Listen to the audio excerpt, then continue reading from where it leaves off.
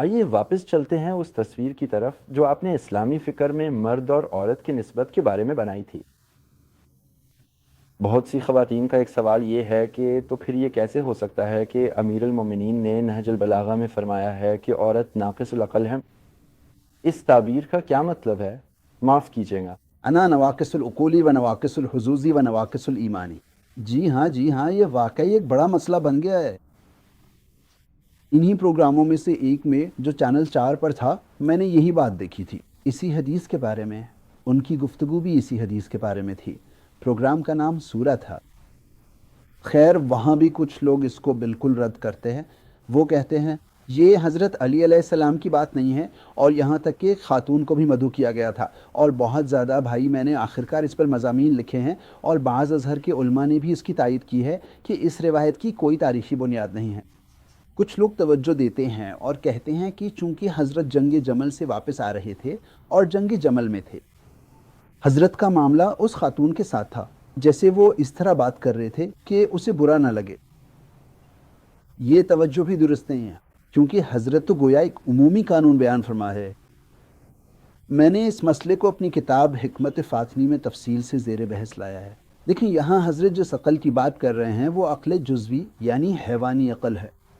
یعنی اگر عورت ناقص العقل ہے، یعنی اس کی حیوانی عقل کمزور ہے اور مرد کی زیادہ مضبوط ہے، اسی لیے آپ دیکھتے ہیں آج کل زیادہ تر فریب کاری کے طریقے، اختلاس کے راستے اور چھوٹے سے بڑے ہر طرح کے دھوکے بازی کے کام دیکھ لیں۔ یہ سب کام مرد ہی کرتے ہیں، عورتیں نہیں کر سکتی، کیونکہ مردوں میں حیوانی عقل زیادہ مضبوط ہے اور اسی وجہ سے وہ یہ سب کچھ کر سکتے ہیں۔ عورتوں میں آپ دیکھیں یہ بہت کناک کا ہے، یہ مسئلہ ان میں کم پایا جاتا ہے۔ مثلاً اگر کوئی مرکزی بینک سے چوری کا منصوبہ بنانا چاہے، جی ہاں، عورت یہ کام نہیں کر سکتی۔ اس کی وجہ یہ ہے کہ اس کی حیوانی عقل کم ہے۔ مولانا رومی کے بقول وہ کہتے ہیں عشق عارف کو انسان نہیں بناتا، لیکن جانور زیادہ محنت کرتا ہے اور دنیا میں زیادہ چالاکیاں کرتا ہے۔ حیوانی عقل ایسی ہی ہے، یہ باریک باریک چالاکیاں اور ریزہ کاریوں کو کر سکتی ہے۔ ایسے کام جو عام جانور نہیں کر سکتے، یہ عقل کر سکتی ہے۔ یہی حیوانی عقل ہے جب یہ طاقتور ہو جائے۔ قرآن میں جو ازلی بدبختی کا ذکر ہے وہ بھی اسی وجہ سے ہے کہ انسان جانور سے بھی زیادہ پست ہو جاتا ہے۔ اسی وجہ سے آپ لکھیں عقل جزوی ایک موجود چیز ہے۔ دیکھیں یہ اطلاع کا مسئلہ انسان کے انہی مرکب پہلوؤں میں ہے۔ ہاں، یعنی انسان کا مطلق ہونا اسی احادی درجے سے لے کر عقلی درجے تک ہے، یہ بھی ایک موجود اور مطلق ہے۔ اس طرح جانور محدود ہے، یعنی جانور صرف اور صرف ایک ہی میدان اور ایک خاص حد میں عمل کر سکتا ہے۔ اگر انسان اپنی جزوی عقل کو مضبوط بنانے میں لگ جائے تو وہ اس عقل کو جہاں تک چاہے بڑھا سکتا ہے۔ اسی لیے کہا جاتا ہے کہ وہ دنیا میں باریک کام کرتا ہے۔ جی ہاں، وہ کام اور جال جو اس نے بنے وہ کسی اور جانور سے ظاہر نہیں ہوئے۔ اس کی حالت یہ ہے کہ ازل سے یہ جزوی عقل قابل وسعت ہے، یہ جانوروں کی طرح نہیں ہے۔ عقل حیوانی عقل ہے۔ توجہ دنیا کی طرف ہے، توجہ دنیاوی فائدے اور لذتوں کی طرف ہے۔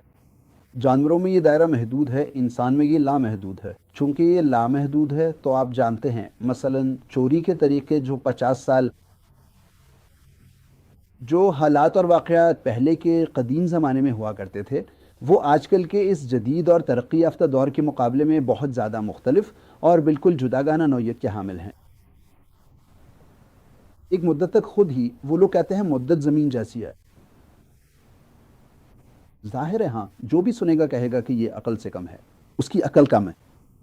نہیں، اس کی جزوی عقل کم ہے، یعنی وہ ان کاموں تک نہیں پہنچ سکتی جو مرد، وہ جرائم جو مرد اپنی جزوی عقل کی طاقت کی وجہ سے کر سکتے ہیں، یہ نہیں کر سکتی۔ وہ مدت شدید کے لیے بہت اچھی ہے۔ جی ہاں، ہاں؟ جی ہاں۔ ایمان کی کمی، ایمان جو جزوی عقل پر مبنی ہے، عورت میں کمتر ہے۔ بس اس لحاظ سے عورت میں عقل کلی کی نشو و نما کے لیے زمینہ بہت زیادہ مضبوط ہے۔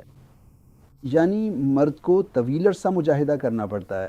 جب وہ سلوک کے راستے پر آتا ہے تو اسے طویل عرصہ مجاہدہ کرنا پڑتا ہے تاکہ یہ شدت اور حدت، جیسا کہ قرآن کہتا ہے فَحَمَّدَ بِمَنْ يُقَشُّخَ نَفْسِهِ، یعنی جو شخص اپنی نفس کی تندی اور تیزی کو روک سکے، تو یہ نفس کی شدت مرد میں بہت زیادہ مضبوط ہے۔ مرد کو طویل عرصہ محنت کرنی پڑتی ہے تاکہ وہ عقل جزی کی اس تندی اور تیزی کو دبا سکے۔ تب جا کر وہ عورت کے درجے تک پہنچتا ہے. یہ خدا کی حکمت ہے کیونکہ عورت میں اس کے لیے کوئی رکاوٹ نہیں ہے، اس میں یہ صلاحیت موجود ہے. جی ہاں، عورت میں بھی عقل جزوی موجود ہے. جی نا، لیکن اس میں وہ شدت اور تیزی نہیں پائی جاتی. عورت میں عقل جزوی کی وہ تیزی اور نوک نہیں ہوتی جو مرد میں ہوتی ہے.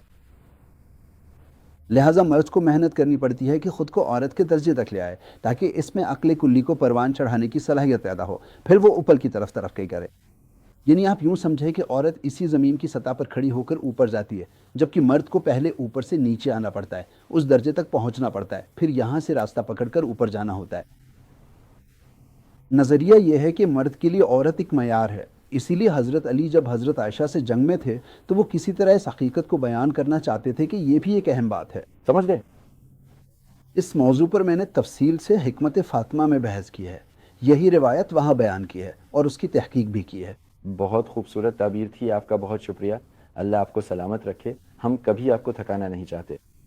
آپ کا بہت شکریہ کہ آپ اپنا وقت دیتے ہیں، سوالات کے جوابات دیتے ہیں. ہم بہت شکر گزار ہیں. آپ پر بے شمار سلامتی ہو.